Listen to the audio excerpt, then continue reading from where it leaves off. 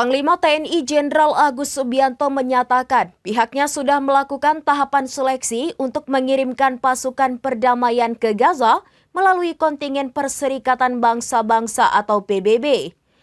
Nantinya kontingen pasukan perdamaian Gaza itu akan dipimpin oleh seorang jenderal bintang 3 yang pasukannya terdiri dari 3 brigade komposit.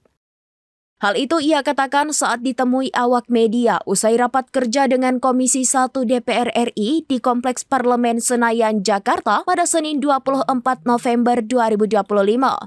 Di bawah brigade komposit itu terdiri dari 1 batalion kesehatan, 1 batalion zeni konstruksi, kemudian batalion bantuan, dan ada lagi bantuan mekanis. Tak hanya menyiapkan pasukan, Jenderal Agus juga menegaskan TNI mempersiapkan alutsista untuk nantinya dikirim. Beberapa di antaranya yakni pesawat Hercules, helikopter hingga kapal rumah sakit apabila nantinya diperlukan untuk memperkuat pasukan.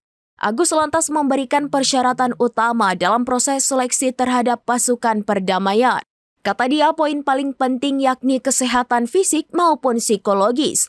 Hanya saja saat ini pasukan dan alutsista tersebut masih disiapkan. Apabila nantinya sudah ada persetujuan dari negara-negara yang terlibat perang, dalam hal ini Israel dan Palestina, maka pasukan baru akan dikirim.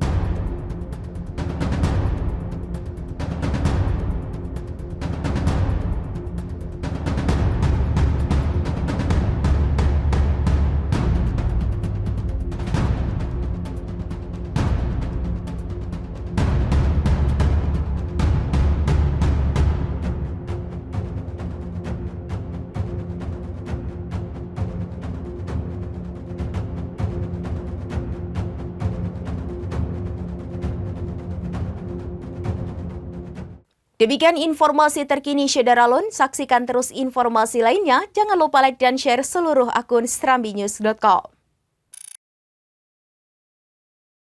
Download Tribun X sekarang. Menghadirkan lokal menjadi Indonesia.